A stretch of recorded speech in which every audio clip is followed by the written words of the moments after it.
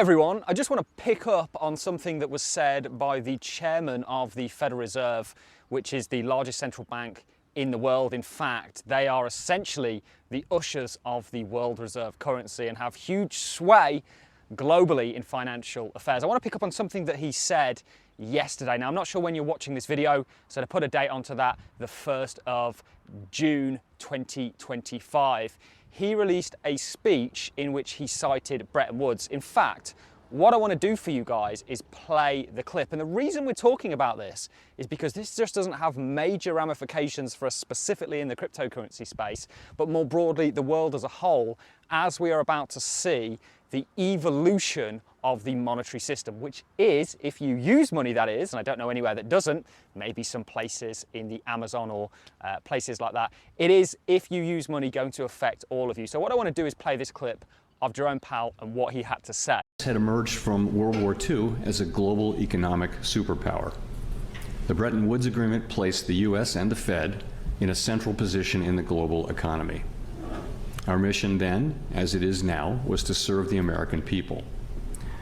But it was clear at that moment that the Fed needed to have better knowledge of global developments to achieve our dual mandate goals.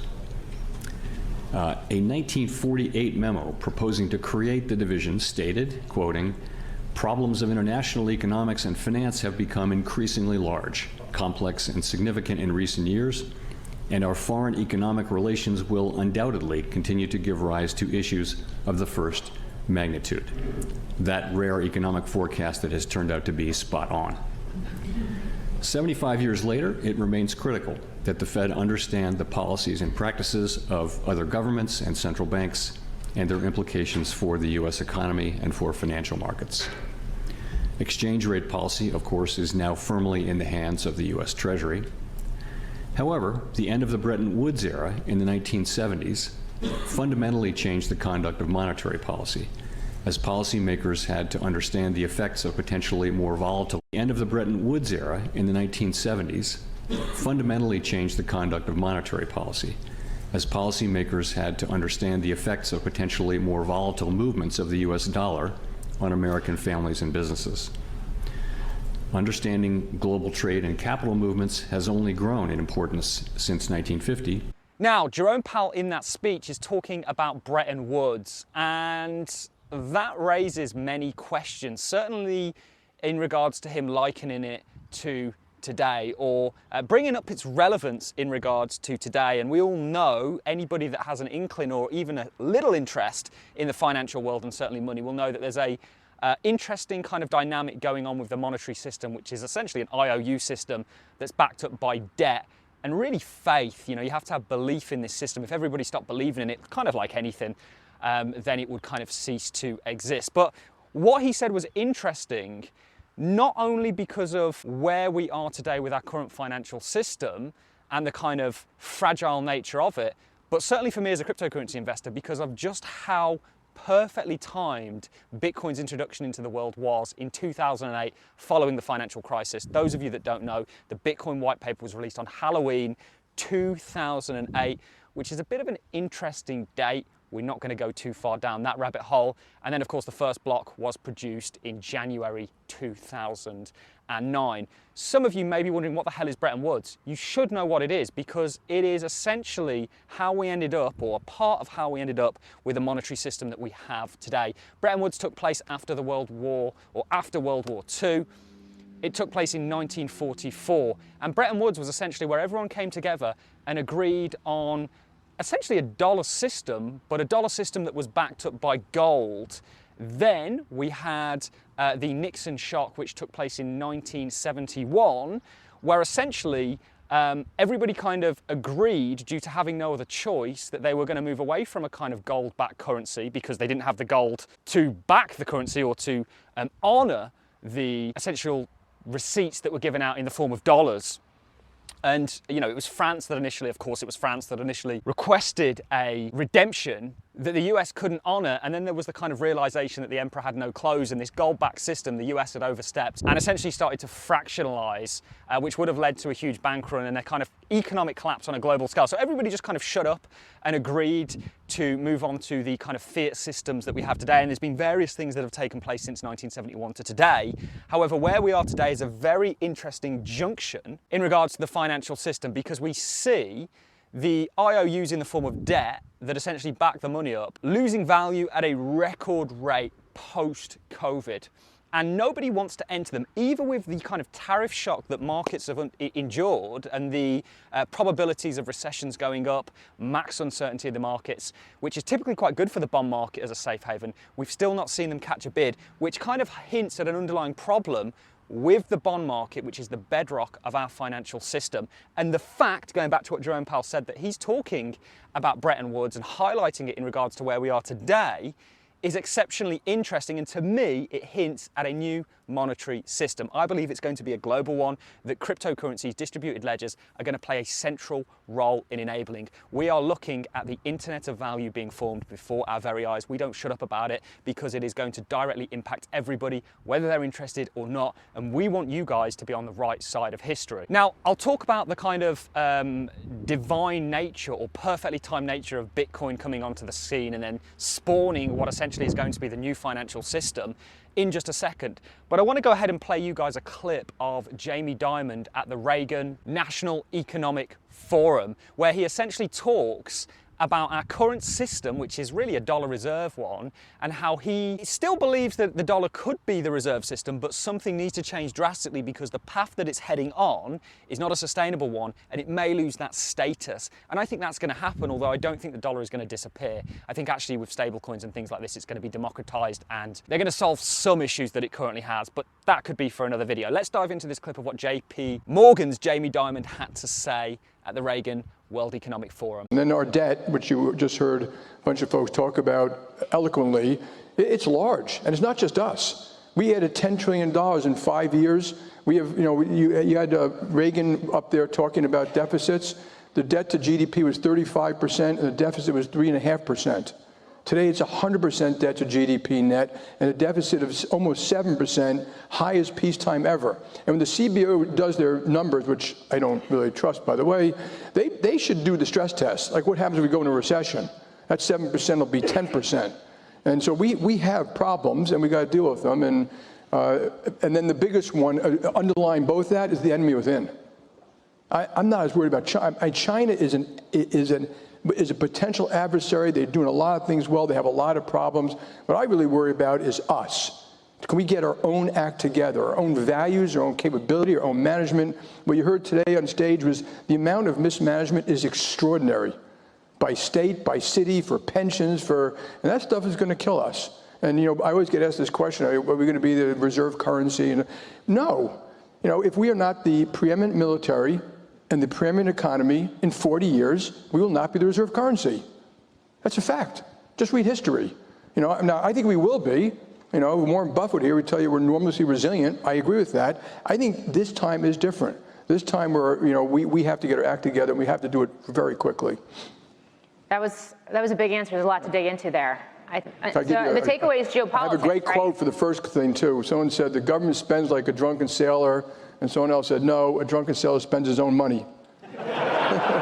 So there we have Jamie Dimon, essentially, again, like everybody, Ray Dalio's wrote about this, certainly in regards to the debt collapse, in many occasions. I don't happen to think they will allow debt to collapse, perhaps in value, but not in regards to people looking for a default. I think they have the option to print money, and they will do that. That could lead to hyperinflation, which again is why you should be in assets. That's why this channel exists, because it's never been such a pressing matter to actually have your stores of value somewhere outside of the fiat systems that are at this kind of fragile point, this conjunction, if you will, or this junction.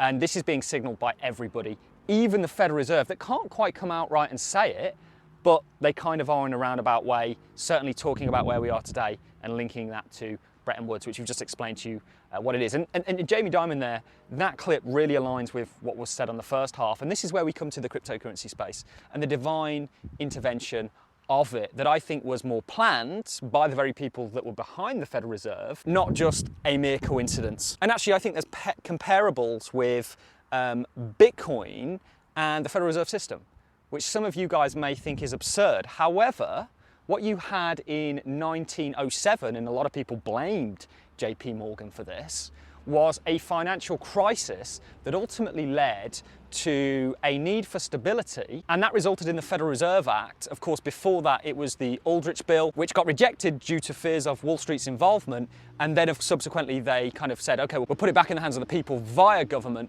and we'll essentially create the Federal Reserve Act, which of course Mr. JPMorgan was the head of, by the way. And that's how we ended up with a kind of central banking monetary system.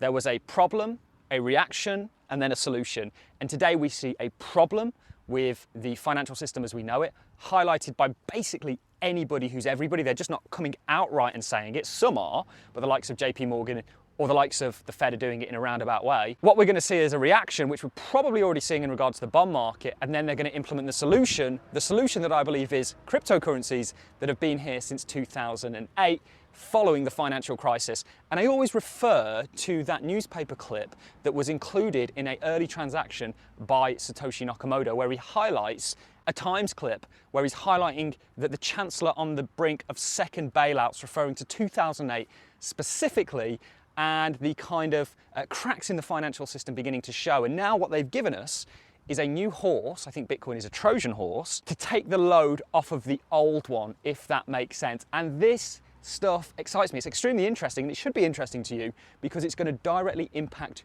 your life. In fact, winners and losers are going to come out of this transformation, and I want you guys to be winners. You guys have given me so much via this channel. The cryptocurrency market, through being an investor over years, has truly changed my life. It allows me to be in beautiful places like this. And the interesting thing is the fact that what we've seen since then is Bitcoin be remarkably right. We're not going to get into who Satoshi Nakamoto was or is. We're just going to highlight the fact that it was unbelievably well timed. Too much of a coincidence in my opinion. And since then, certainly over the past couple of years, we've seen the largest asset manager in the world come out and acknowledge Bitcoin. We've seen the most successful ETF in history be a Bitcoin ETF. And more broadly than that, what Larry Fink has said on a number of occasions, and we're going to play a clip of this, is that Bitcoin is almost a lifeboat. It is somewhere people go when they're worried about the financial system, certainly specifically to an individual currency. And I believe this is kind of herding us towards that global one world system where everything runs on unified ledgers that are interconnectable.